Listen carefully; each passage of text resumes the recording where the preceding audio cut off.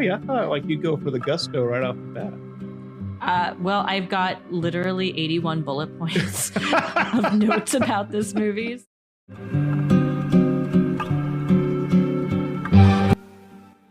Hello, and welcome to Guilty Pleasures, the show where we dive into pleasure, chubbing the waters of a modern horror film to find out just how guilty we need to feel about loving or hating it.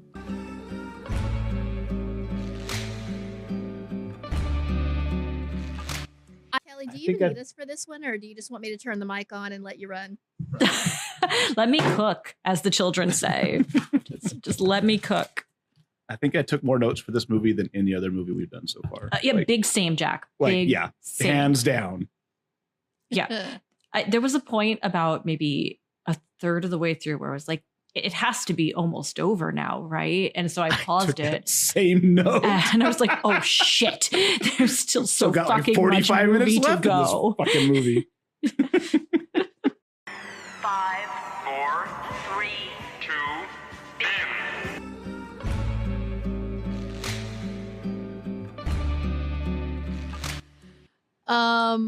Well, since we have, it sounds like a lot that we want to talk about. I have a brief intro, and then I'm going to pretty much turn it over to you guys to get into it. My name is Stephanie, and I'm joined by Jack and Kelly. It was my turn to pick this month's film, and boy, oh boy, did I reach up to high heaven to pluck this cinematic fruit from the tree of guilty knowledge.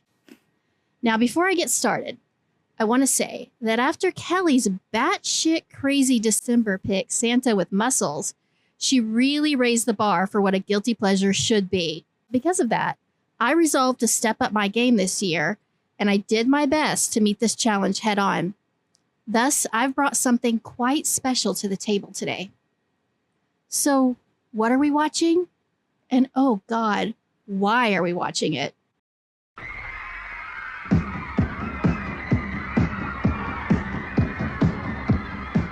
In 1994, the world is controlled by one power. Hey, hey, hey, there's no way. Hey, hey, hey, there's no way. Hey, hey, hey, there's no way. The apple is success. This month's film is a 1984 musical oddity called The Apple. An audacious mix of Faustian bargains, Big Brother vibes, Christian propaganda, and unapologetic camp. It's a film that somehow manages to merge the Garden of Eden, the Book of Revelation, and disco culture into one gloriously confused narrative. In a dystopian 1994, that's right, 1994, where the world is controlled by the music industry, The Apple stands as perhaps the most baffling disco-fueled biblical allegory ever committed to celluloid. Imagine if Revelation was written by a cocaine-addled disco producer who really, really hated the music industry while simultaneously working within it. Now, let's take a second to talk about the plot, if you can call it that. As I said, the year's 1994, and apparently the future is all silver lame and glitter. BIM, which stands for Boogaloo International Music, controls the world through mandatory musical exercise programs? Citizens, It is now 1 minute to 4 o'clock. Time to stop ordinary activities and prepare for the National BIM Hour. all traffic must pull over and stop immediately. BIM exercises commence in 40 seconds. Join in the National Fitness Program. Our heroes, air quotes, are Alfie and Bibi, two pure-hearted folk singers from Canada who somehow wound up in this mess. Mr. Boogaloo is literally Satan. The whole thing ends with God descending in a golden Rolls Royce to rapture all the hippies. And then there's the music. Oh, dear God, the music. We've got BIM, the mandatory exercise anthem that simply repeats, hey, hey, hey, BIM's the only way, over and over and over and over again. Speed, a song celebrating patriotism and drug use with the immortal lyrics, America of thee we sing. To get your fix, you'll do anything. There's just one thing that's worth fighting for, speed.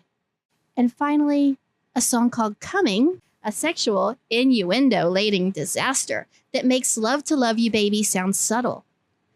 I'm not even going to get into the fashion or the production values right now because we've got a hell of a lot to talk about.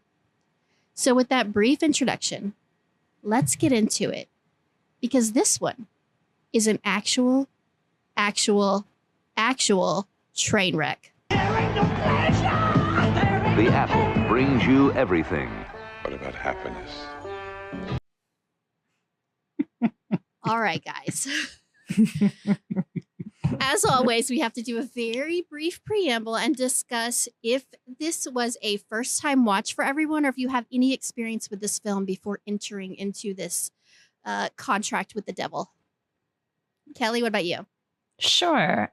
So I had not seen the movie before. This was absolutely first-time watch, but I am an ardent podcast listener. And I have been listening to How Did This Get Made for the past, 10 years or so. And they actually did an episode on the Apple. So I went into it with a little bit of foresight and the caveat for anybody who might be listening to this, that no matter what you hear on a podcast about it, it will not prepare you for what you are about to see and hear.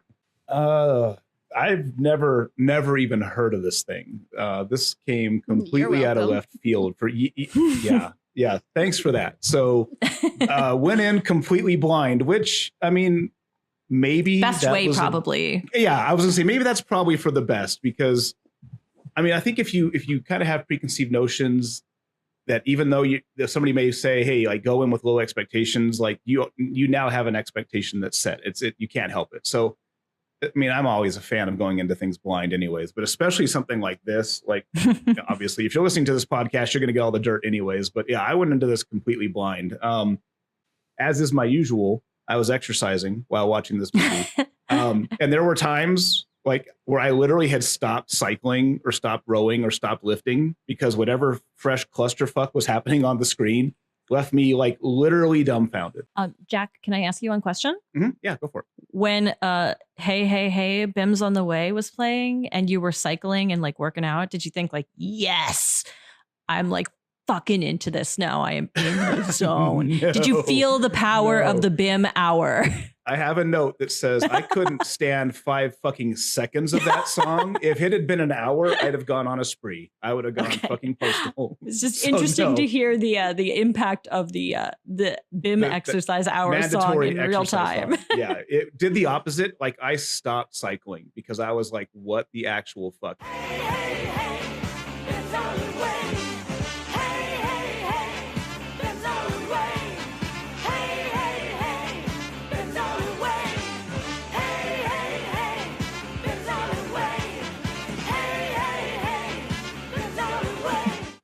Well, so I guess, that's a pretty good segue for us to talk about how amazing this film is that I brought to you, because I can tell that you love the shit out of every minute of it.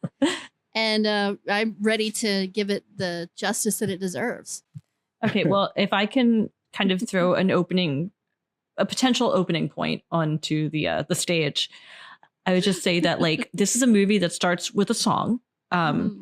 The terrible Bim song that you will hear more than you want to. Even though you really only hear it twice, it feels like you hear it 17 times. And I was saying to my cohort, I think that when you hear it for the Bim hour, you probably only hear it for actually like a minute and a half, but it feels like, oh my God, I've been listening to this for so fucking long. But the thing about the Bim hour version of it is literally all that it is just, hey, hey, hey. Bim's on the way. Whereas the first time you hear it, there are verses. Yeah. They're just garbage. And I feel like the moment I knew I was in trouble was when the verse was, there ain't no good, there ain't no bad, there ain't no happiness, there ain't no tears. Yeah. There was a rhyme right there. Yes. All you had to do was say sad instead of tears, but they said tears. And the fact that they didn't take the rhyme, I was like, oh no, we're in trouble now.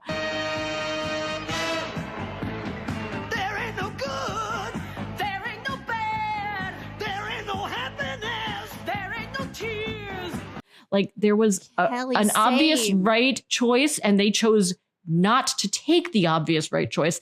And honestly, I do feel like that's kind of this movie in a nutshell. Oh, like, yes. Sure. Yeah. Every chance they had to make a good decision, they were like, nah. Let's And do I wonder- this stupid And thing. Kelly, If- this is Jack, real fast. I just Go want to say ahead, that yeah. this is the what you're talking about. I have the exact same note, which is hilarious. This is the first song, and not only that, it's the first like few seconds of the film because they jump right into a song, and the first line is "There ain't no good, there ain't no bad, there ain't no happiness, there ain't no tears." And I was like, I wrote it down immediately. I was like, "What the fuck? Why would you say tears? Why Right, would you like- not say sad?" I just like my entire face screwed up, and I was like, sad. "What the fuck?" Like the rhyme is right there. It's right It's right there. there, Yeah, and yeah. it not that it would be a good line because it wouldn't, but it would make more sense, and at least you'd feel like, okay, that's what you do in a song. You rhyme words instead of what? What Can the I tell fuck is you- happening? Can I tell you what the next two lines are after Please that? do. There ain't no love, there ain't no hate, there's only power. BIM is the power. Like that's where it goes from there. It just gets fucking worse. Well, also, like, what a bold and stupid move it is to introduce the word BIM and then spend maybe 20 minutes of the movie not explaining what the What the fuck hell a BIM BIM is. is, Because yeah. I have listed at least, I think, 3 times in my note, what the fuck is a BIM? What the fuck is it? Like, it's a really insane thing to be that cocky in your bizarre, made up thing that, like, you're not going to actually explain what it is for so long in this movie. And then, like, even when they do explain it, it's kind of in the background. And, like, I'm still kind of confused about how a record company is this powerful. It would be like if Sony was, like, you know, taking it's like if Sony were Disney instead of a record label. You know what it's like, nonsense. Kelly? It's like if it's like somebody who like runs a social media platform being like in charge of the government. It's like that level of insanity. That would never ever happen in a million that years. can't happen. Please do No. not give that kind of prescience to this stupid movie because Mr. Boogaloo is Well, I've got a lot to say about Mr. you just Boogaloo, wait, but because I want to let Jack jump in, but I just want to say you just wait because I have a summary that is going to reveal the secret genius of this film and really pull back the layers. So you can get ready for that. yeah, It's Steph, I dare gonna say be that the great. genius is so secret that the people who made it didn't even Didn't realize even it. know it was there. Yep. Yeah. Yep. It's a real inside thing, you know. It's like, you got to be part of the club to really Those get it. sneaky West Germans. Yep. Yep. Well said, Jack. Well said. Well, and I think it's what's funny too is like we talk about like the lack of like, and it's not just in that song. There's so many areas in the movie where like there's just the rhyme schemes are very odd, and it's very interesting Mhm. because if you look at the person who helped write the score, he's a lyricist. So like I'm wondering if some of it was lost in translation when they translated it from Hebrew to English, but like he's a lyricist who has also worked on other film scores. It's not like, and he's a songwriter too, so it's not like this is new territory for him.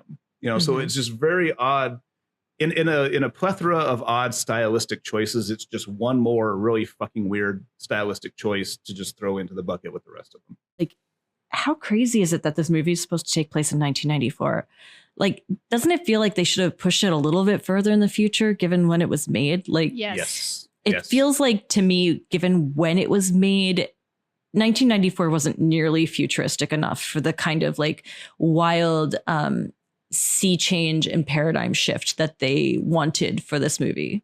Yeah, no, and that's exactly it. You know, I have a lot of notes on that where it's, you know, for an Orwellian or what their take on, you know, the dystopian society, if you will, it's way too around the corner.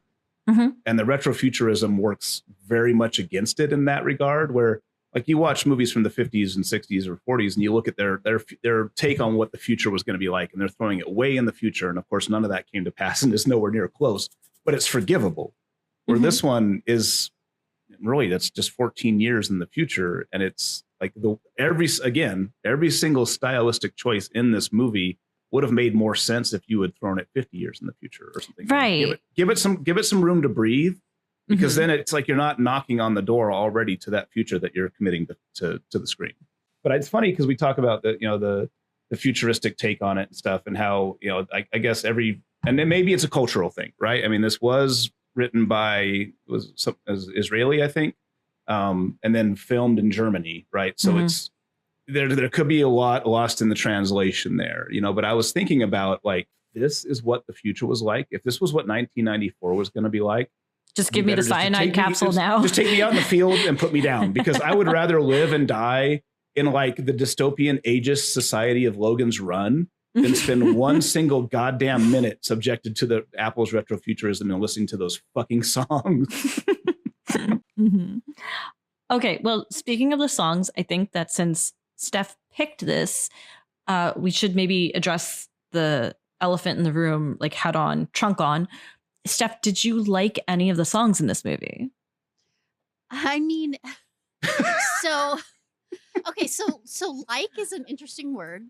Okay, but let me caveat this. I don't mean like in the sense of like you would download them and listen to them, but like in the sense of like when I liked, heavy air quotes, songs in this movie, I was like, this is not as terrible as the other songs. And I guess this like qualifies as actual music. I guess I'm a little different in that I did enjoy it quite a bit. All of it? Okay, listen. Here's the thing. I would. If She's you getting could really see defensive really fast. No, if you could see the way I just like I had my wine glass like halfway to my mouth, and you said that, and I was like, oh, everything froze. Like every muscle in my body froze. Let me finish. I liked it, but I didn't like any of the songs because I was like, this is actually a well composed, good song. I liked it because of how fucking insane it was. And to me, I was like, it made me giddy because it was just so, it was so ridiculous. And it was so like, and listen, like none of these songs are, we could spend the whole podcast. We could do nothing but just read the song lyrics. If I just read you and said, here's the song lyrics without any context, you would be like, I'm sorry, what? Because they're banana pancakes, every single one of them. But they're very listenable. Like they're very boppy. They're very like, none of them. I agree with some of them. I agree with some of them. I want to piggyback off of what Kelly asked. I want to go the opposite route to both you and Kelly. Sure. Are there any songs that you absolutely fucking hated and you wanted to kill people to? Yeah, most of them. Okay, but like any one in particular that stands out? Yes, 100%. It like the one that I will go back to over and over and over again is just the BIM song. Like I hated that song so much, and like when it got to the BIM hour, it truly felt to me like I said, I know it was only playing for like, I don't know, 45 seconds maybe, but it genuinely felt to me like it was playing for 6 minutes straight, and like. I truly kept thinking, like in a real world scenario, if I had to hear this song for an hour straight, I would absolutely go insane. Like absolutely bonkers and the conkers. I mean, for the most part, the songs I thought were bad, but dismissible. But that one, I was like, they're not even trying with this. Like, it's just so garbage. And like, no, I mean, we'll come back to this, but I also like, I'm putting this tag in here so we remember to come back to it.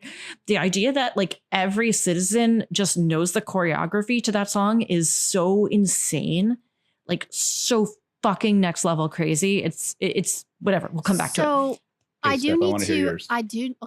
have a few things to say really fast. I do need to make a defensive caveat.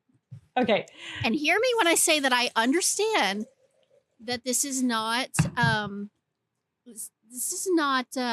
Citizen Kane by any means. This is not a masterpiece. I get it. I'm not sure you needed to qualify that stuff.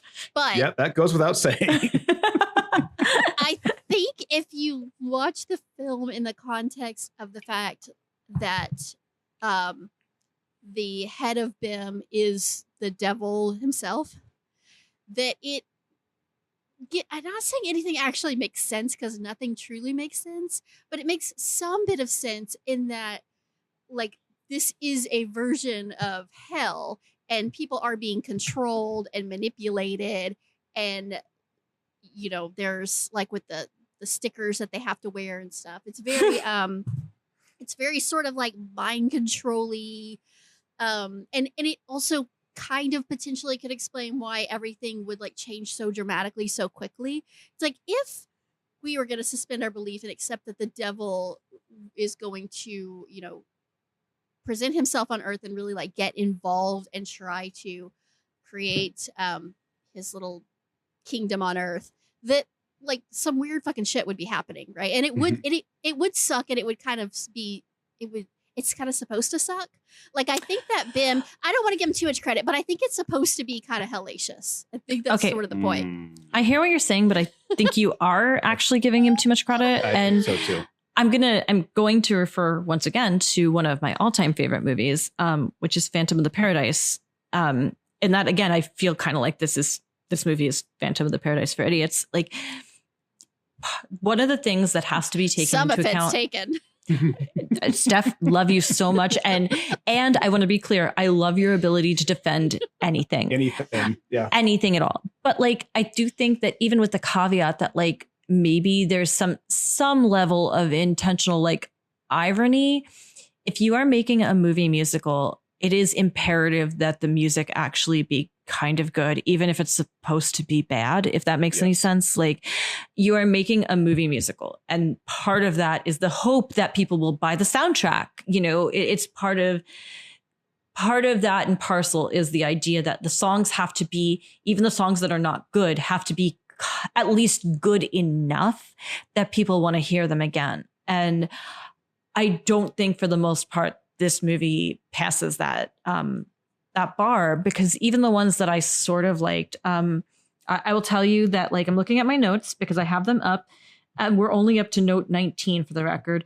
But the third song, I said, this is kind of good. It has kind of a Mark Bolan quality, like if it were like an off-brand T-Rex song, even though he's singing it to her after meeting her 5 minutes ago. What song is this that you're referring to?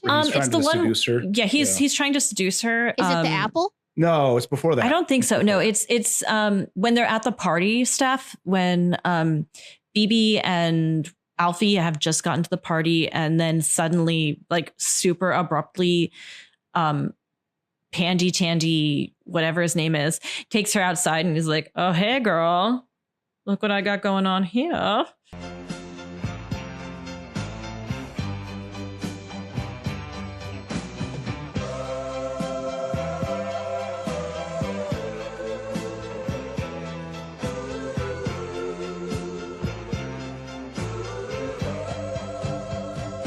You're made for me, created for me, and I am your man. You're made for me, it's fated to be, and you'll be my woman.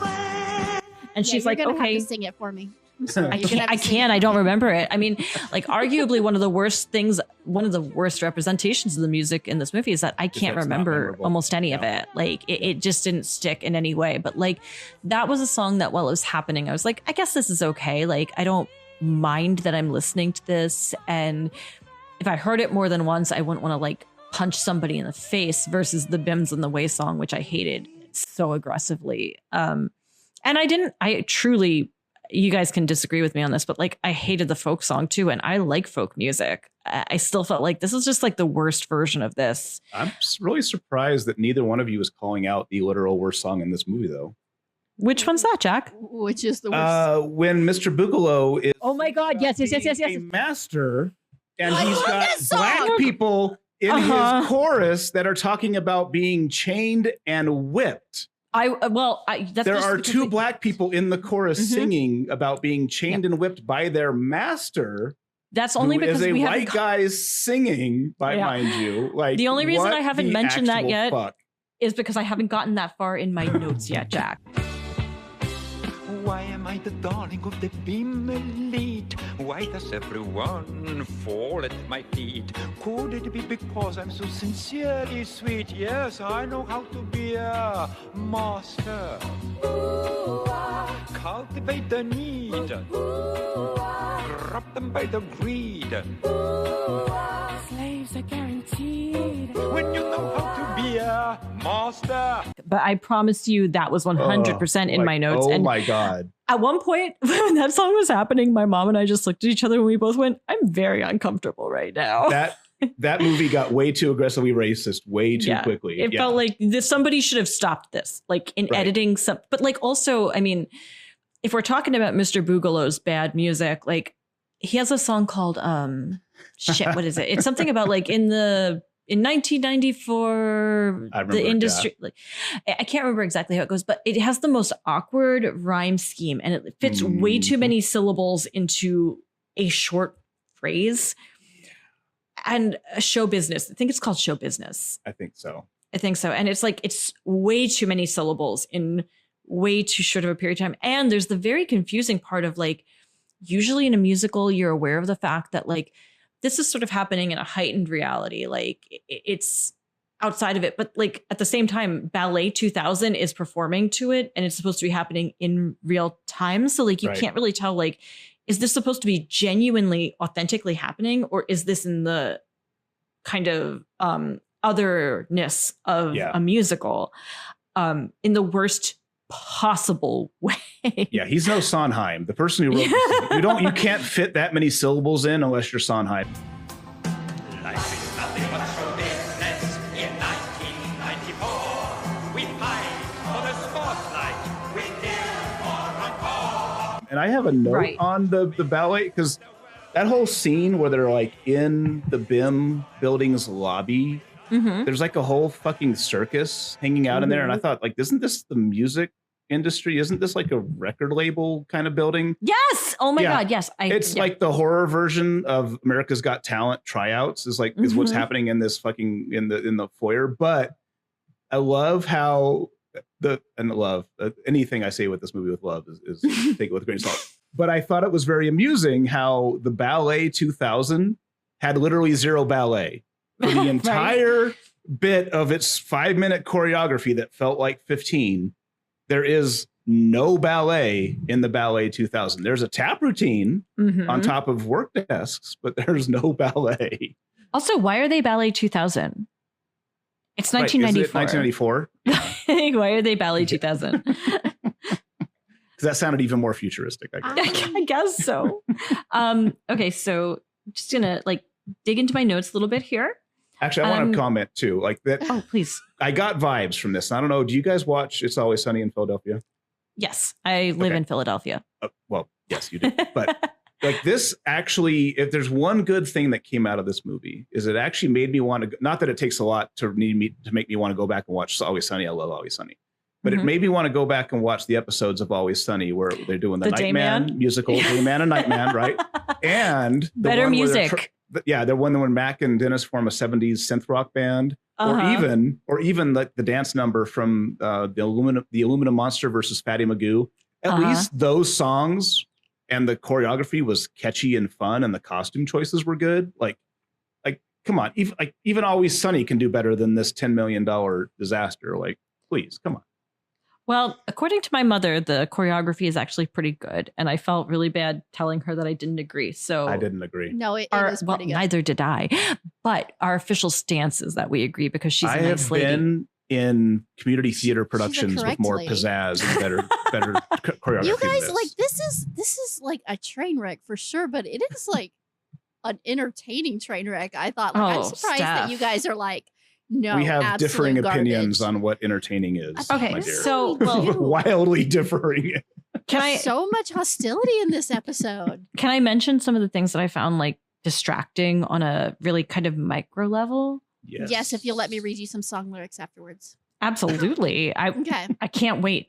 I have written, why are BB and Alfie dressed like normal people and everyone else is dressed like an insano? Which I think is a valid question. They were wearing like kind of like hippie clothes, but they were like just like jeans and shirts, and everybody else was dressed stone cold Christ. Can I piggyback off of that with you? Yes, please. Yeah, of course. My note was that everybody but them is dressed up like a nightmare Orwellian version of the hot dog on a stick uniform. I should have swallowed my drink before you said that. I do think that the people in the crazy costumes are dressed that way to signify that they're part of BIM. Like they're a part of the inside organization, and that's why they dress like that. Nope, that's not a good enough reason. I don't buy it. Bullshit. Note number 29. Like it's actually true. I don't know if you agree with it, but nope. But then why? Like no. Nope. I'm sorry. No. Nope. Like the only people you see dressed like semi-normal folk are the hippies and the landlady, which boy, oh boy, are we going to talk about the weird moment where Alfie honks the landlady's boobs, which is a thing that happens in this movie. And we're supposed to be like chill about, I guess, but like, whatever. We're going to come back to that. We're going to table it. Note number 29 is what the hell is Alfie's accent? Thank God. Canadian. Yes. It's certainly not, Steph. I promise you it's not. The one thing I can tell you with absolute certainty is it is not a Canadian accent. I don't know what it is, but Canadian, it ain't. We are Canadian and proud of it. Yeah. Why is BB so stupid? Which I feel like is a fair question. I feel like it's borderline misogynistic, honestly, the way this movie presents the women in it. Between BB by fame. Barely. I mean, What do you mean barely? she talks to which one's Pandy. Pandy and which Pandy. one's Pandy? Is it Pandy? Yeah, like Fuck she it, talks who to him cares? for like exactly 5 seconds, and then she's like, "Okay, I guess I'm into this." And then like weirdly, this movie doesn't expect us to interrogate like that. The next time she sees Alfie, she's like, "Oh, I haven't seen you in so long. I missed you so much." But she's made no effort to see him again. She has done nothing. She is a terrible character. She's legitimately terrible, and I don't know if the movie expects us to like her or if it's just if it's an editing thing, if it's a screenwriting thing, but like I genuinely did not. It was a bunch of Eastern men not giving two fucking shits. 100%, Jack. You've put Eastern European men that could not give a damn about any woman's agency whatsoever. Yeah. That's what I think that was.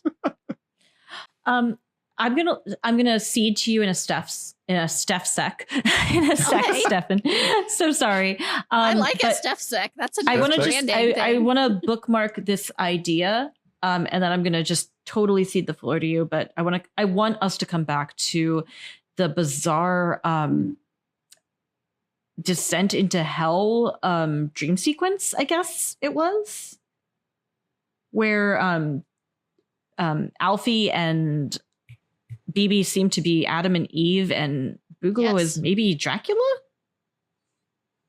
Yeah, there's vampires. There are definitely in their vampires. biblical setting. Yeah.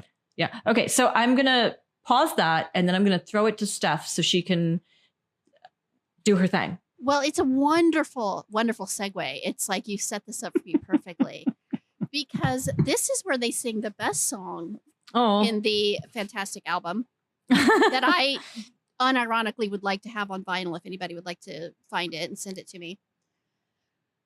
But this is where they sing the title song from the film, which is The Apple. And if I may read you the lyrics, a part of the lyrics from this. Here we go. Please do. So fucking glorious and really an absolute delight. Here we go. Magic apple, mystery apple, take a little ride. Let us be your guides through the apple paradise. Juju apple, voodoo apple, take a little bite. Spend a splendid night in our garden of delight.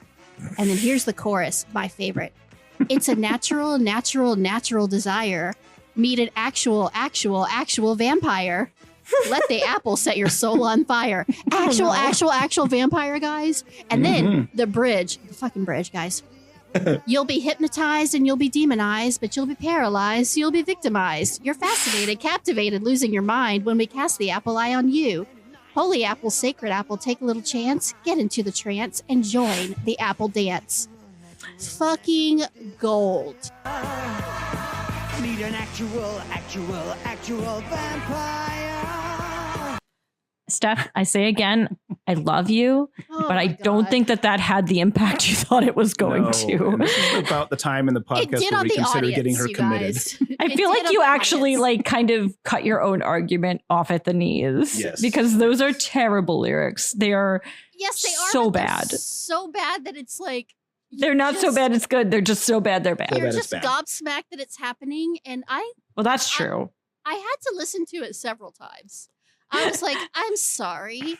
And there's just something about in the middle of the song, an actual vampire for no fucking reason. It doesn't make any sense. The vampire has no bearings on anything, but they put it into the song It's just like The hardest part, so good. the hardest part of that goddamn song is that Dandy literally looks exactly like one of my employees, just a grown-up version of one of my Really? like 20-year-old employee coworkers.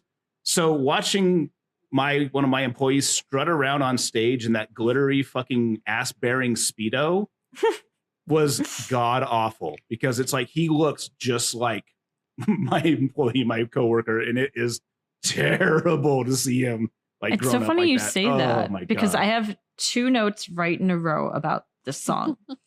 The first one, number 32, is this movie is terrible and I hate it.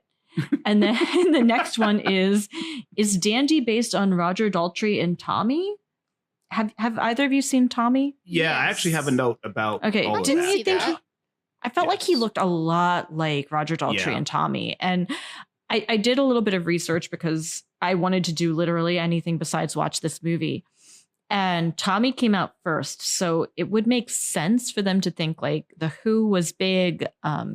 Tommy was kind of a success. Like the album was certainly a The album success. was I don't know how much of a success the movie was, but the Mm. album was hugely successful. And if nothing else, the movie drew in like massive talents, like Eric Clapton and Elton John. Like all of these people were like involved with the Tommy movie. And so it kind of makes sense that maybe they'd want to dig into that iconography for this, Yeah.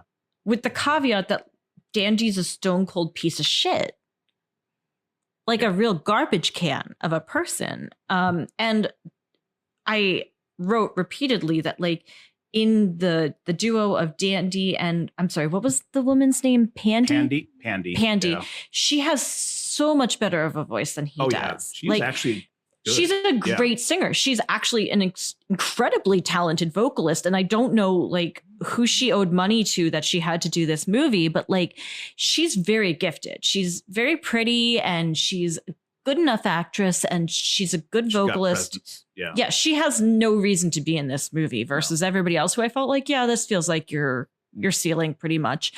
But unfortunately, they let Dandy sing louder than her for a lot of that stupid Bim song. And I kept thinking I'd rather hear her singing than you. Yeah. And then got a I note, have as my last note, so this whole stupid number was in his head. So Mhm. I had to watch this shit, even though it's not Actually happened. really significant. I've got that same note, Kels. It's Oh. actually because I have a note that it's You like get me, this Jack. movie is Flash Gordon without the camp. It's Rocky Horror Picture Show without the sleazy silliness and the catchy tunes, and it's Tommy Mhm. without the fucking Who. It's Mhm. it's trying to be all of those and hitting not a single one of those targets. Steph, I can tell you're just dying. You're chomping at the bit to tell us why we're wrong. She's got the defense all lined up. No, I mean, I am going to let you guys do this because in the end, when I provide my critical analysis, everything is going to be different. Everything's going to change. It's going to be like you'll always remember like the moment before some major or big event happens. This is Mhm. it. It's like, where were you when Stephanie blew your mind, and you'll be able to talk about it and tell your kids and your grandkids. And it's going to be good stuff. I can't wait to hear how you combat note number 40, which is why did he just aggressively honk her boobs? Yeah. His older landlady, by the way, not like a love interest. This is his his mom figure landlady. Before you do that, did you guys like the landlady? Because I thought she was pretty great. She was the only did you good hate part of her the movie too? up until she got felt up. So Well, that's not her fault. There were exactly 2 characters in this movie that I found somewhat likable, and she was the most non-complicated of them. I did think she was as likable as you can hope to get. The other one I thought was, I'm so sorry, I'm going to do this the entire time. What was the female Pandy and Tandy or whatever? Pandy. Yeah. Okay. I thought that she was almost likable if she hadn't apparently raped Alfie. Yeah, that's a little minor. Which is like a lot to like. Yeah. And like that's a big thing, but like in a way, she's the only character who I think has a real arc. She does have redemption. Right. She has an actual character Yeah, arc, which she like does. I don't think the rest of them really do. and also like some of it comes down to the fact that she was a better actress. She was a better singer. She had more presence than anybody else on the screen. But like also some of it was just that like she was written with a little bit more depth, nuance, minus the fact that she stone cold rapes a man. I've got that reverse date rape. Yay. Like that's a really problematic thing. And I have no idea what who okayed that. Like they could have had her try to seduce him and him push her away and her be like, oh, okay, this is my revelatory moment. You know, this is like my sea change. This is where I change everything. Instead, it's very much suggested that she drugs him and rapes him. And that then she kind of has a moment where she's like, I guess I don't want to do this anymore. And it's full credit to the actress / singer that like she kind of sells all of that and she's doing a good job, but like it just makes me wonder like why nobody in an editing capacity stepped in and said like, hey, this is gross. Again, and European men in the late 70s that wrote this do not give a shit. But also like even putting that aside, like why make a character who is sort of ancillary and background have the most compelling and fulfilled character arc of all of them? Like why make it so that BB and Alfie are so kind of one-dimensional and not interesting and not compelling, and instead the most compelling character ends up being this person who's entrenched in the industry, which like by the way, that's like a great story, that's fantastic, but that's not how you have aligned this story. That's maybe how you should have aligned the story, but it's not. And so if you have to accept that like your main characters are these two kind of like dipshitty folk singers, then it is detrimental to your narrative to have the most compelling character and the character who has the most of an actual arc be somebody who's semi-villainous through most of it, but is such a compelling screen presence that you can't stop looking at her. Like I don't know. That's way too much work for a movie that, like, admittedly, we're reading up on the history of this film where he's trying. This Israeli director is trying to break into the American film industry, and he thinks that movies like Tommy and Rocky Horror and all these things are the way to go. You know, so he's making a movie that is like, we have to, you know, he's going to go with the conventional method right down the middle of attractive white people, you know, doing attractive white people shit, and that's what's gonna that's the draw, right? That's what you have to, quote unquote, have to have in a movie in the 70s or 80s to break big in the industries. You have to have the staples. And so, you know, heaven forbid anybody of color actually stand out and have nuance. You know, nope, we're just going to go with the literally vanilla characters who are vanilla. And I think that was just because I think that's what he thought he had to do. Maybe you guys disagree with me, and please feel free to tell me, but I felt like this movie felt kind of homophobic. Oh, it was. Which is a kind of weird direction to go in for a musical, because musical theater is a genre that is primarily fueled and kept alive by the queer community. Like, to alienate them and ostracize them by making something that feels like it's to me, it felt very homophobic at points in a way that pandering. Kind of gave me the piss jitters. And maybe maybe some of that's just like this like very straight-laced Israeli backing. But like it just felt gross. Maybe it's just it's European versus American. Maybe it's a generational thing. I don't know, but there were a lot of moments in this movie, and I'm one that I can kind of look at a film in the time frame and be like, that's how it was. I'm not excusing it by any means, not excusing movies like that, but that's kind of how it was. Doesn't make it okay, but I can get behind it, or I can at least understand it, right?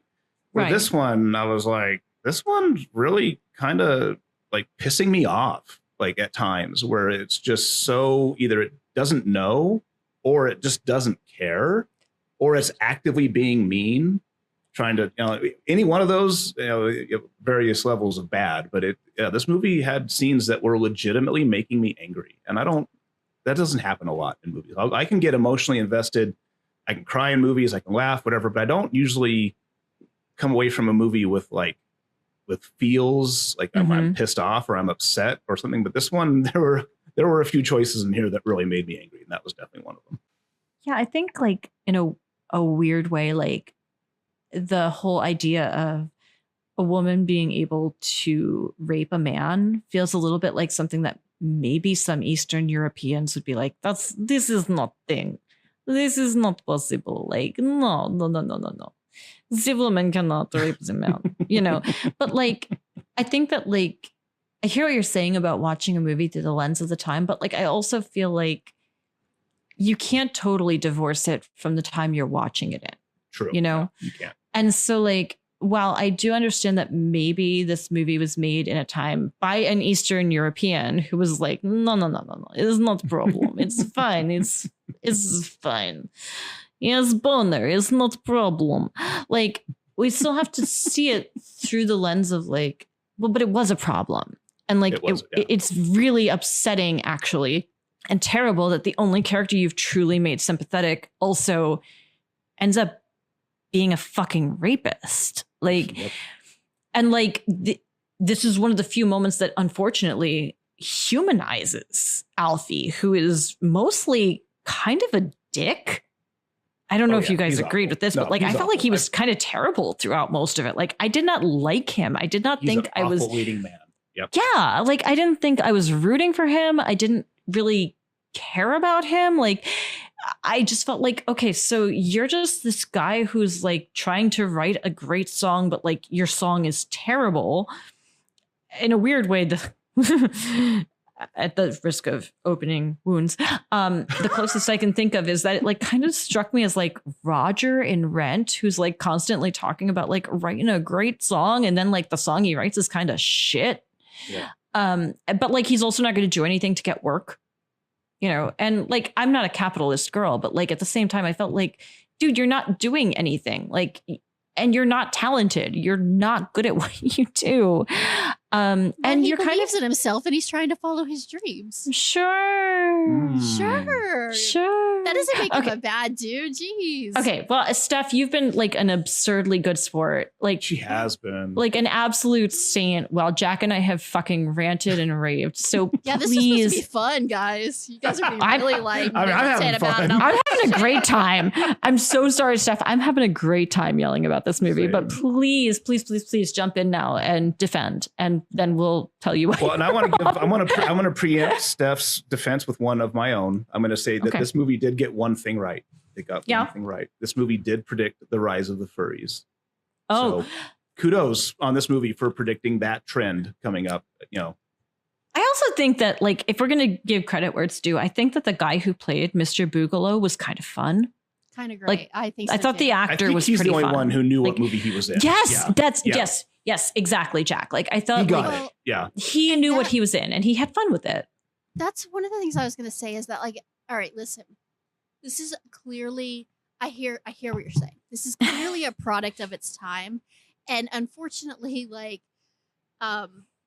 you know, we had a lot of like fucked up ideas. I would say that we've progressed so much since then, but we are just regressing. So we as a country still have a lot of fucked up ideas. It's just that at this time you could be really, in your media, you could be really forthcoming with those fucked up ideas. And we sort of went to a place where you were supposed to like keep the quiet stuff quiet, and now we're starting to sort of say the quiet stuff out loud again. But the point is that yes, there's problematic shit here, but I also think that like, so the air quotes point of this film is that they're trying to show that like obviously this is Satan, and like all the things that he's about are like sinful debauchery, like hedonistic lifestyle, like do whatever the fuck you want, whenever the fuck you want it, no consequences. And that's sort of like the whole point. That's his whole shtick, right? And this is a very like biblical allegory, and it's comparing the sort of righteous good to the debaucherous evil. And so the stuff that's happening is happening for an air quotes reason within the context of the air quotes story. I need to be really clear that I understand that this is not a layered deep story, but like just on a base level, that's what's happening. But I also do think that it's almost like it was supposed to be satire. Like it plays like satire. Oh yeah. Listen, It was. let me finish.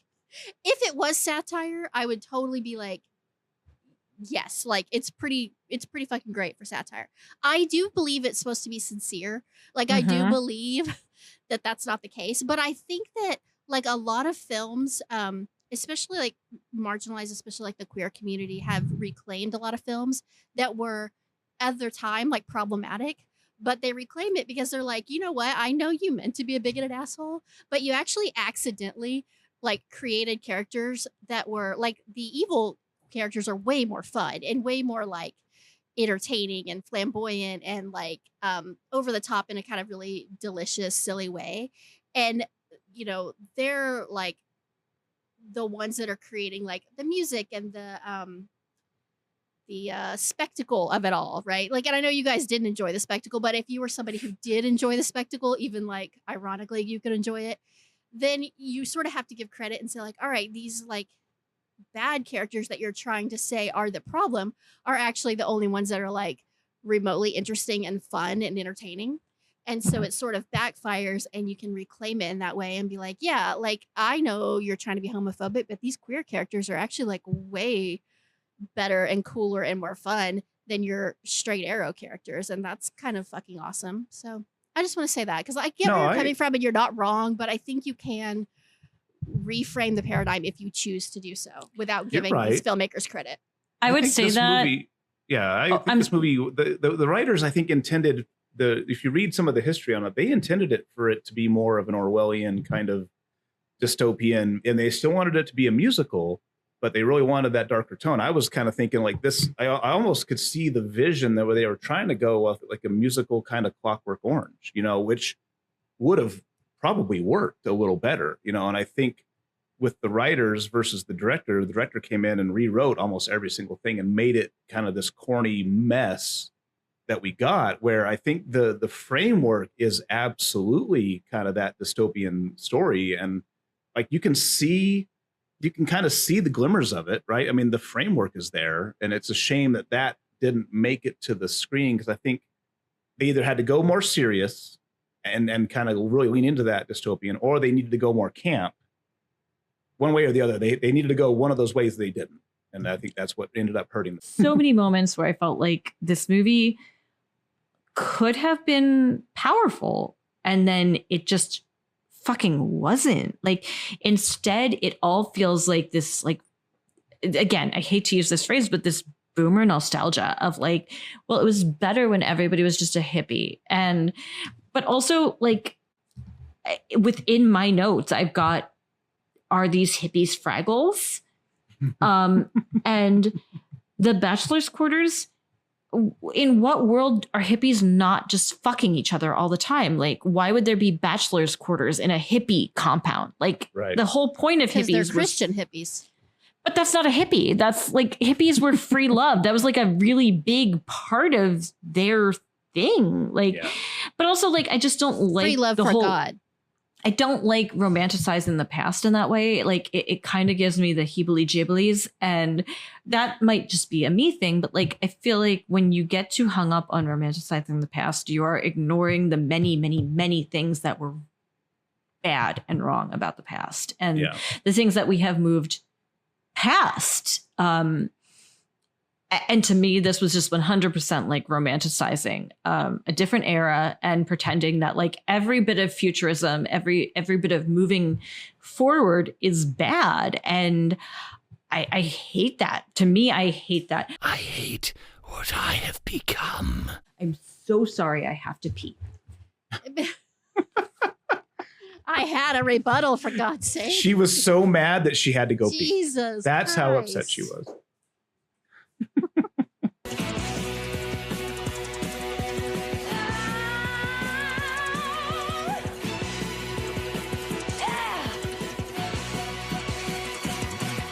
America, the land of the free, is shooting up with pure energy, and every day she has to take more speed.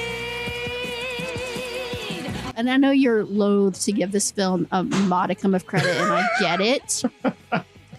But But that America song, like if I could believe that this film was written as satire, like if you told me that this was satire, I'd be like, that's kind of fucking brilliant, because it really does capture the like fuck yeah America zeitgeist in a really like powerful way to me. Like it's a garbage song, right? And I think that it's poorly written and a disaster, but also I'm like, there's something to it where I'm like, if you release that song right now, sincerely, I'd be like, Jesus, that just feels so like Trump's America right now. I think they were trying. Well, I'm with you with what they were trying to accomplish with the song. 100% poking fun at America, poking fun at the music industry, then the corporate. Which song are we talking about?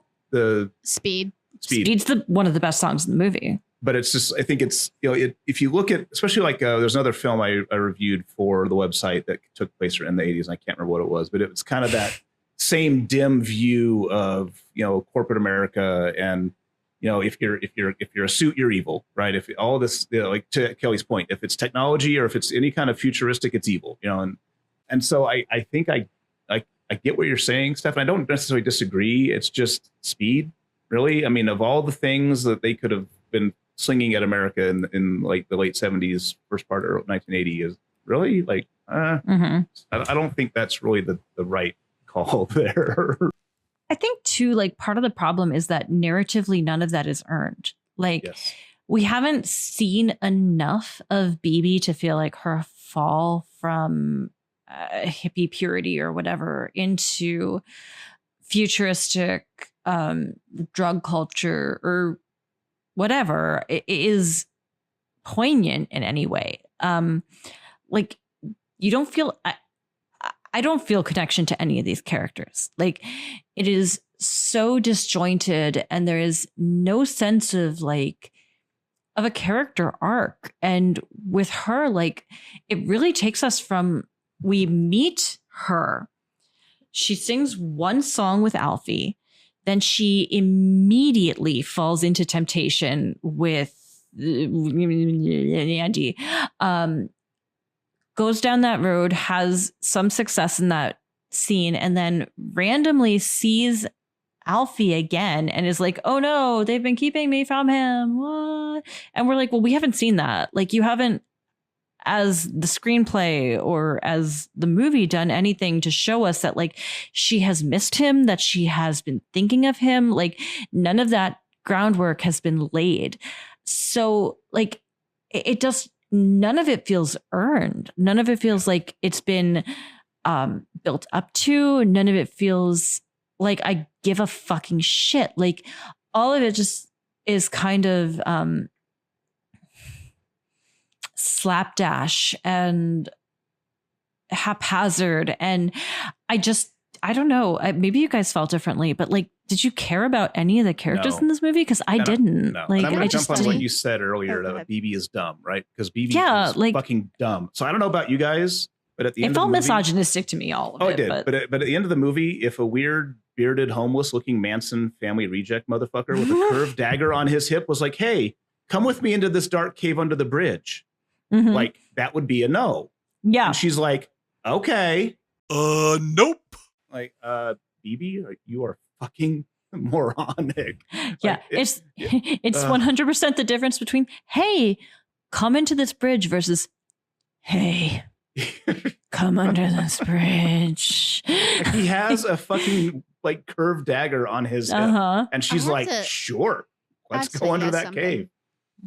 I truly, sincerely did not start this podcast with the intention of defending this film. Like I was ready to rip into it. But the angrier that you guys get, the more I'm like, there's something inside of me that just like starts brewing. And I'm like, oh my God, how dare you talk about the apple this way? I get very like, I don't think anybody's ever felt that way about the apple before. So good for you, Steph. Yes. Well, I do now because kudos for being the underdog, girl. Kudos. You dare challenge me?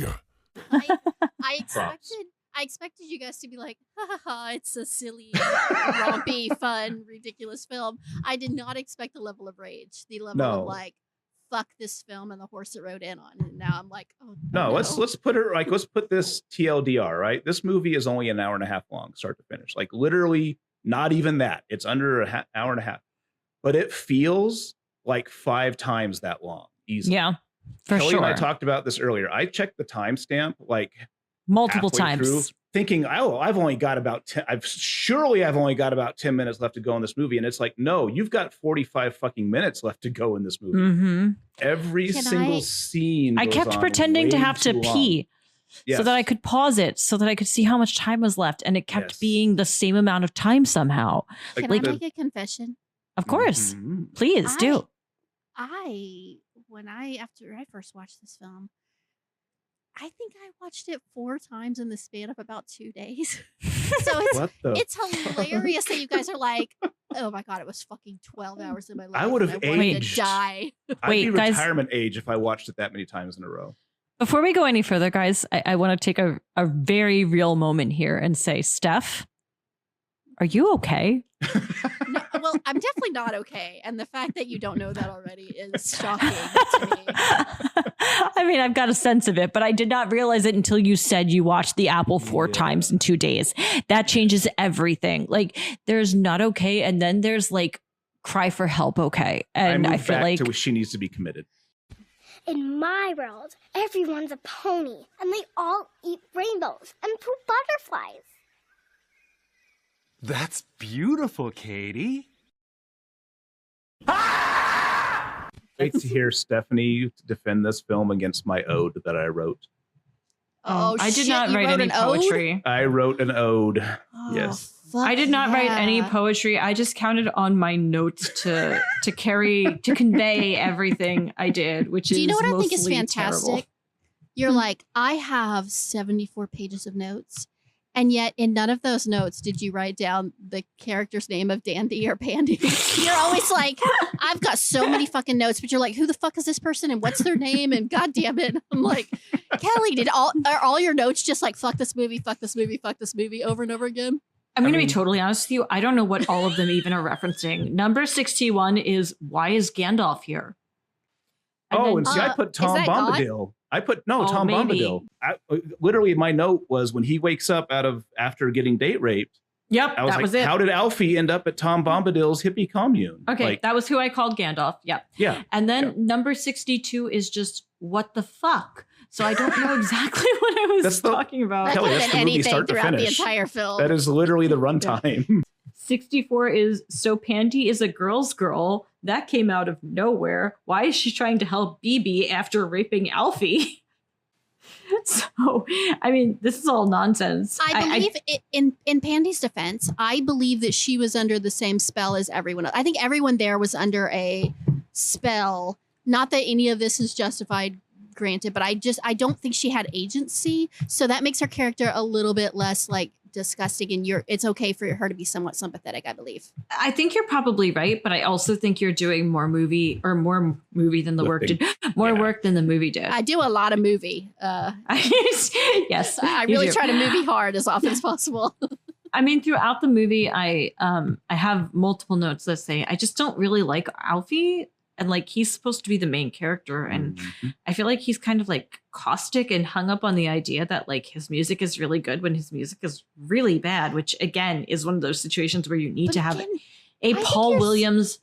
This is why, again, Phantom of the Paradise works, is because you have a Paul Williams writing the songs that are so good that you can be like, I almost excuse how terrible you are because of how good these songs are. And they don't have that. They just don't have that. None of these songs are that good. Everybody in Phantom of the Paradise knew what kind of movie they were signing up for. Yes, They showed up for Yes, that exactly. movie. They did not. Only one person did that in this movie. Only one person did. I think you should believe in your in what drives you and what you're passionate about, and you should have a dream. And I don't think that you should be like, well, I'm not that good of a singer. I think you should be like, no, this is my dream and my passion, and I'm going to make it happen.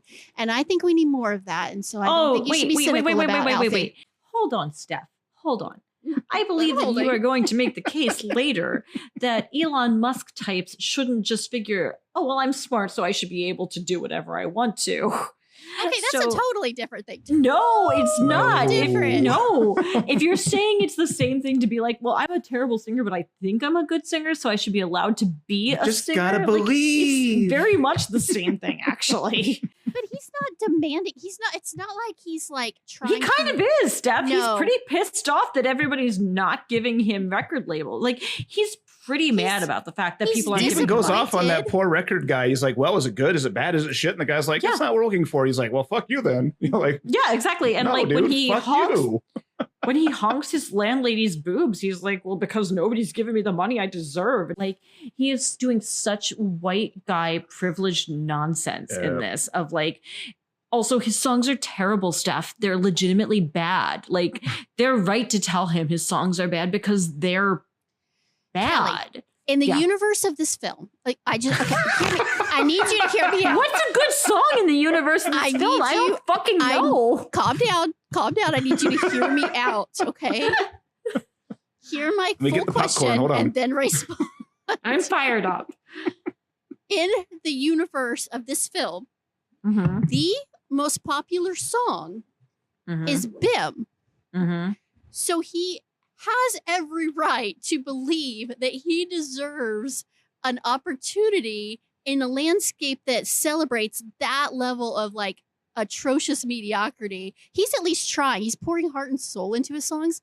Maybe they're not your cup of tea. Maybe they're not great, but he's not writing, hey, hey, hey, Bim's on the way over and over and over again. And that song is fucking like the national anthem. So I think he has a right to be a little pissed off if you want to know the truth. I disagree. Well, I feel like a fine. lot of his perspective is just sort of like, I'm a white guy. Let me do what I want to do. Come on. But I Look, can I hate white sing. men as much as the next girl, but come on. Apparently you don't. I'm going to level with you, Steph. Evidence it seems points like to the contrary. You don't. I do, but I feel like of all Except the this offenses white of this guy. film, like I don't think his like. Here's the I thing, don't think Steph. there's a lot of white privilege in this. I don't think that's. Oh, what I This wildly movie is- disagree. This movie is a lot of white privilege. Yeah, movie is all white privilege. Like The there's new exactly white girl comes in and takes the place of the far more talented black lady who gets relegated to fucking She's just the support flavor of the month, act. and because she's vulnerable and she's easy to corrupt. No, it doesn't matter. Like there's exactly one person of color who has talent in this, and they are immediately relegated to being like the back burner The and rapist. then a rapist. Yep. So like no, and like I mean it I can't take it anymore. sorry, I'm pretty fired up about this. I bet Kelly's face is bright red right now. Yeah, it really is because like I think part of it is that like if Just breathe, Kelly. Just breathe. if Alfie had any redeeming characteristics in any other way, I would maybe be willing to give you that in the sense of like, obviously you have to recalibrate your understanding of what a good song is by the measure of what the movie is presenting as a good song. But the problem is that Alfie's not presented as a good person otherwise either. Like he is a pretty How is he terrible bad? person. What I does think he do so. that's so bad. But what does he do that's so bad? None of what he does is so bad, but none of what he does is good either. Like he is apparently deadbeating off of this landlady and sexually harassing her on the reg because he's just like honking her, like hardcore honking her. Not paying rent, by the way. And I don't know, maybe this is just me, but like I personally felt like even though I never want to take the side of a record label, but like I felt like he went into that recording session with a real sense of like, I'm fucking great and you guys are fucking dildos, and then was like aggressive with everybody and kind of terrible. And there's that it reminded me of what I've read about Edgar Allan Poe a little bit of like that sense of like, I'm so talented and I'm so gifted and I refuse to take anything that doesn't acknowledge how brilliant I am. Fuck this guy. She's now one of Bim Hey, hey, hey. with her bim ball Bim's on the machine. way. See, it's catchy. It's certainly not. I secretly love it. It's In okay. all the ways in which it shouldn't be, yes. Mm-hmm. I will tell you also, I did not expect I thought, because you know how like I feel like we always get into these like sort of deep philosophical discussions, and I feel like I was like, surely not with the Apple. Like there's going to be no political talk. There's going to be no like. I mean, in some ways, you did a great job, Steph. Yeah. Like, there's actually a lot to get into here, and it's all bad. Well, it's certainly frustrating. Yeah, it kind of is. Oh, but like, also, like, would it be interesting to talk about if all we had to say was this is a great movie?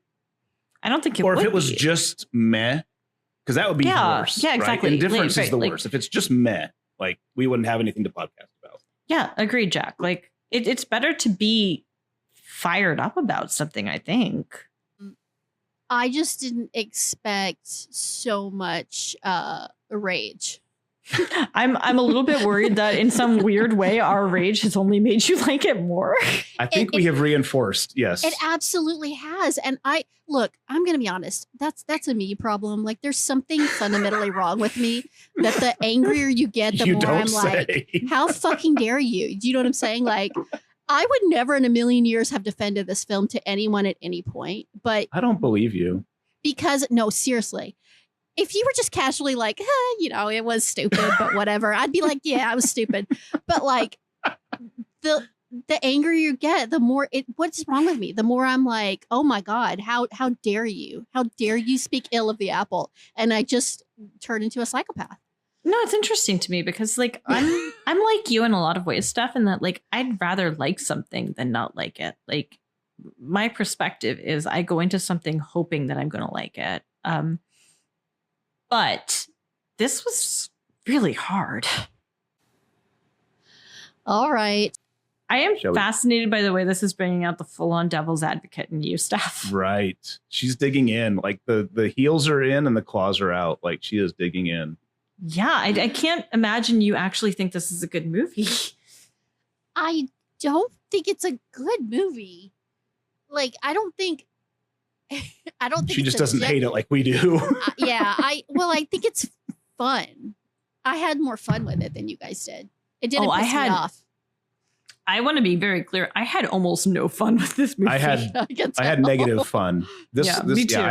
I needed fun like refunded to me after this movie was over. I should have been paid to watch this movie, not the other way around. It was not a good time for me. I really thought I'm not good at reading the room because I really thought when you were messaging like nonstop about this, I was like, she really was delighted. Like she had fun and she has so many fun things to say. And then you walk in and you're like, motherfucking shit, like this piece of shit. How dare you? I am so enraged right now. Steph, I hated this movie, but I'm also so glad you picked it because like there was so much to say about it. And like, that's what I want in this. Like, I want something you can talk a lot about and that we're going to have conversations about. Like, it's bad. It's super bad. It's, some would say stone cold terrible. Some would be me. Some would be me. Some would be us. But like, I also would rather have something that we have a lot to say about than something that we can just be like, well, I guess I agree that that's like not that bad. And like, I would rather talk about something that like I have so much to say about and that I feel like people have to see to believe that it actually fucking exists, which is the apple. Like, can you do me a favor? Mm-hmm. Am I too close again? No. I need you to watch this 3 more times. No, I can't do that favor. I need you to report back to me and let me know. We love you, Steph. We don't love you that much. Yeah, I can do you so many favors, and I can't do that favor. My big bold I'll note. do anything for love, but I won't do that. But I won't do that. My big bold note on my notes is this is not a movie. This is a visual piece of celluloid shit with an even shittier musical accompaniment. That is like my note. All right, I guess we should do our closing thoughts podcast then? yet. Yeah, let's do it. Yes.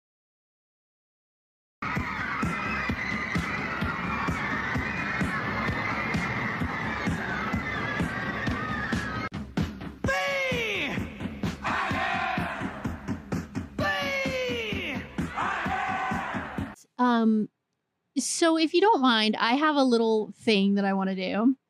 Then I want you to do like your final thoughts, and then I do have my dissertation at the end. And I've got my ode. And you're welcome to just mute and just not even listen to me because it's probably going to make you like want to like kill me even more than you already do. So it doesn't sound like me or Jack for that matter. No. All right. Okay. So before we get into our final assessments, I have prepared some thoughts in the form of a song that, don't worry, I will not be singing. I will just be reading you the lyrics. But it is a song that is designed to be an ode to the brilliant Apple soundtrack.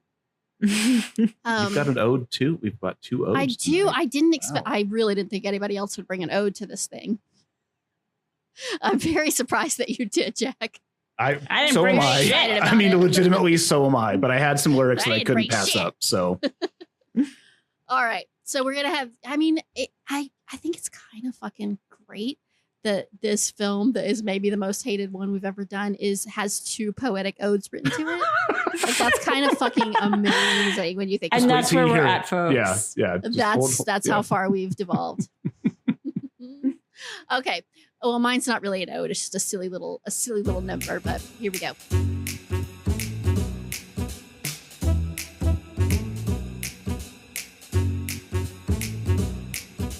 Oh, mystical future of 1994, where sparkly jumpsuits are what we live for.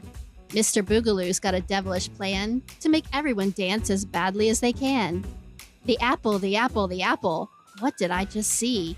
The madness, the madness, the madness. It's melting my TV. Triangle stickers on every face. Future fashions fall from grace. Mandatory exercise. Everyone's paying the disco price. Eden meets Studio 54 with Revelation knocking at the door. Satan's got sequins, God's got a ride. The Bible's never been so deeply fried. The apple, the apple, the apple.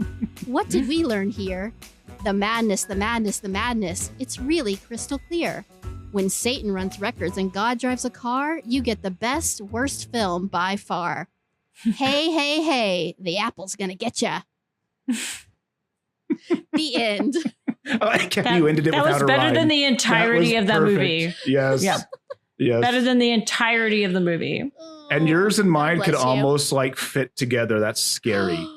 Like, scary. Let's make. Oh my God! We should make Oh, a project and make we like should. an Apple Part duet. 2. We should have and a we're gonna duet. write a score. Oh my God. Yes. Yes. Oh, fuck yes. All right. Let's hear it, Jack. Okay.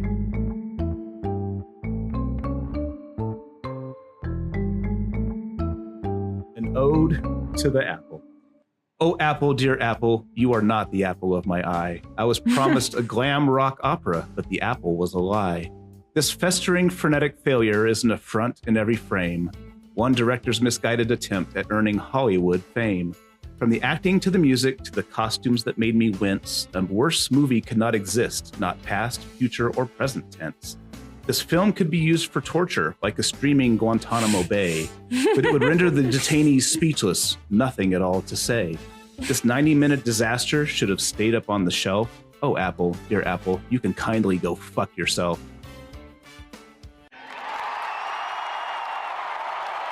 Bravo. A streaming Guantanamo Bay is my favorite phrase I've ever heard.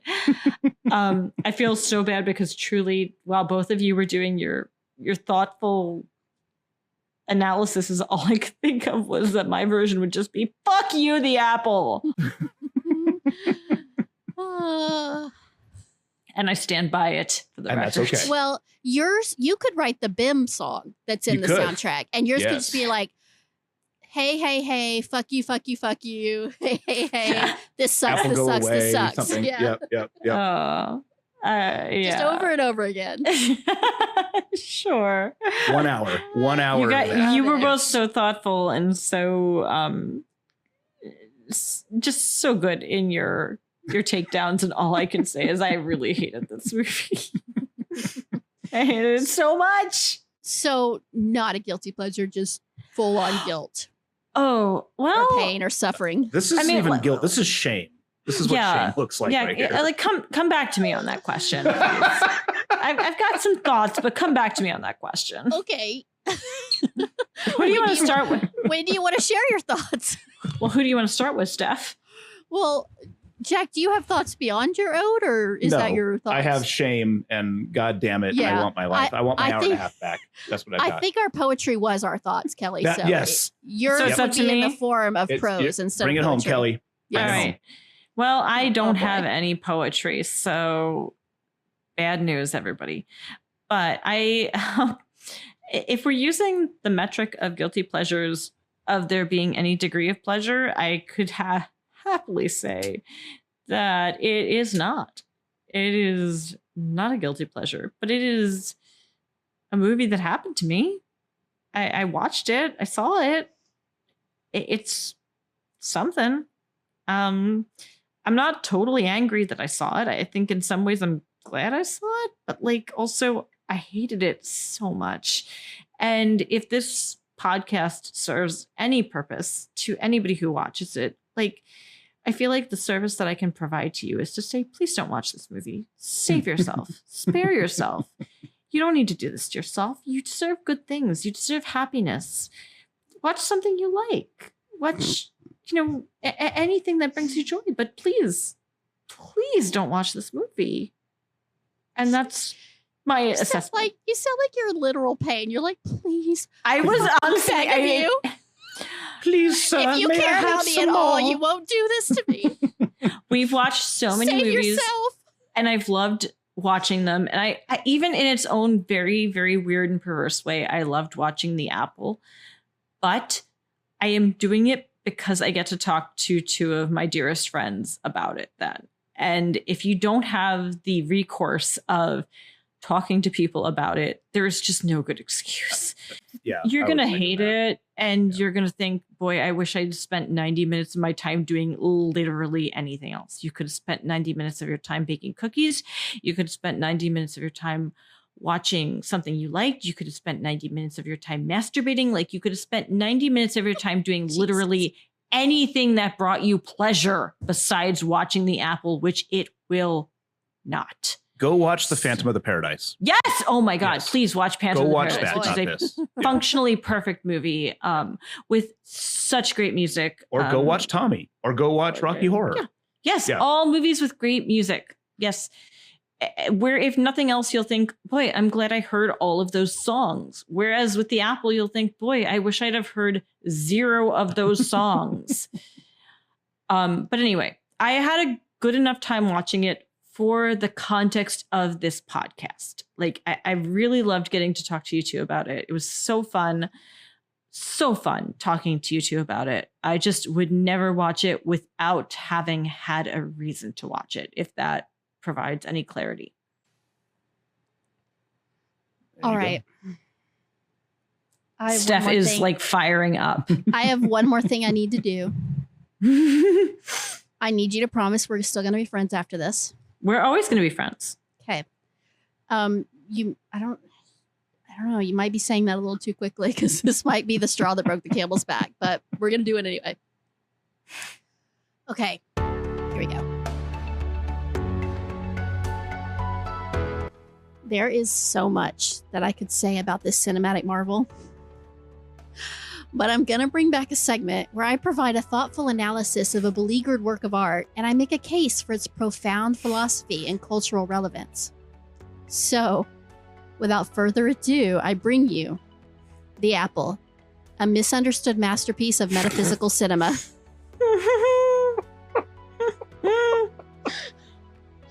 I'm going to try to get through this. In the pantheon of visionary filmmaking, few works dare to reach the Yo, are y'all hearing Sorry, this? I can't What the fucking do it. You lost me at visionary filmmaking. Okay. In the pantheon of visionary filmmaking, few works dare to reach the metaphysical heights achieved by 1980's transcendent musical odyssey, The Apple. While lesser critics might dismissively categorize this pinnacle of cinema as camp, or air quotes, so bad it's good, those of us who have achieved enlightenment recognize it as perhaps the most prescient film of the late 20th century. Consider, if you will, the sheer audacity of setting this cautionary tale in the then distant future of 1994.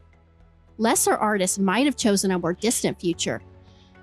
But this filmmaker understood that humanity's descent into a glitter-powered dystopia was far more imminent than anyone suspected. Did we not, in our own 1994, witness the rise of manufactured pop? Were we not all in our own way wearing metaphorical triangular stickers on our faces? The film's central conflict between the pure-hearted Canadian folk duo and the nefarious Mr. Boogaloo serves as a masterclass in symbolic storytelling. where pedestrian filmmakers might have relied on subtle character development. This film boldly declares its intentions through the medium of spandex and disco. When Mr. Boogaloo, adorned in what can only be described as a costume that makes Liberace look like a minimalist, tempts our protagonist with an apple, we're not merely watching a biblical allegory. We're witnessing a searing indictment of the music industry's corporatization of artistic expression. The musical numbers, the musical numbers. BIM isn't merely a song. It's a prophecy of mandatory social media participation. When thousands of citizens perform synchronized aerobics while chanting, hey, hey, hey, BIM's on the way, are we not witnessing the precursor to TikTok dance trends? Such foresight. Let us pause to appreciate the choreography, a revolutionary blend of disco, aerobics, and what appears to be interpretive seizure. The dancers move with the precise uncertainty of atoms in quantum flux, their silver-clad bodies creating a kaleidoscope of questionable choices that somehow circles back to brilliance. The film's crescendo, God arriving in a golden Rolls Royce to rapture all the hippies, stands as perhaps cinema's most profound statement on Deus Ex Machina. Lesser filmmakers would have balked at such a conclusion. But this filmmaker embraces it with the confidence of a man who knows exactly how to end a film about a disco Satan with divine automotive intervention. The costume designs transcend mere clothing to become a meditation on excess itself. Every sequin, every metallic fabric, every inexplicable triangle adhered to a performer's face serves as a glittering reminder of humanity's hubris. The decision to dress the entire cast as though they raided David Bowie's reject bin isn't mere fashion. It's philosophy rendered in lame. And the lyrics. America, your reds, whites, and blues are in our blood. We're strung out on you. There's just one thing we're all living for: speed. It's not just a questionable message about drug use. It's a penetrating insight into humanity's eternal quest for immediate gratification. When our heroes sing its natural desire, the repetition isn't just redundant. It's emphasis through exhaustion, a theatrical device dating back to the Greek choruses of antiquity. In conclusion, The Apple stands not merely as a film, but as a testament to unrestrained artistic vision. It dares to ask the questions other films fear to pose. What if the future was disco? What if Satan ran a record label? What if God was a celestial Uber driver? These are not mere plot points. They are koans for the modern age. For those who dismiss The Apple as mere camp, I say look deeper. In its gleaming, glitter-encrusted surface, you might just see your own reflection, wearing a triangular sticker and doing mandatory musical calisthenics. And isn't that, in the end, what great art is all about? No! This essay has been dedicated to the memory of coherent storytelling, which died bravely during the making of this film.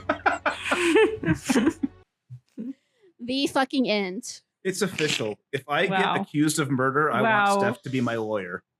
Yeah, right? Steph, you will be my lawyer. You will get me out of anything. Wow. I wanted to be a lawyer for a hot minute. So did I. You'd be much better at it than I would. I don't think lawyers are just supposed to get up and philosophize, though. I think you're supposed to. I actually think that's exactly what they're supposed to do. And if you move the audience, then you win, right? Yeah. So you'd make a damn fine lawyer. Yeah. So did I win? Did I win the Apple case? No, the movie's no, this fucking still sucks garbage. Ass. No. Well, shit. I'm not that good of a lawyer. It's still You're going a very to good lawyer. You're a good lawyer, but it was such Some a bad things are movie that indefensible. Open and shut case. You couldn't. Yeah, you can't defend this one. I stand alone. I stand alone. Cry for me. The apple is the temptation. Thank you for coming to our show, and good night. Until next time, this is the Guilty Pleasures crew signing off and reminding you to give in to pleasure wherever you can, and don't you dare feel guilty about it.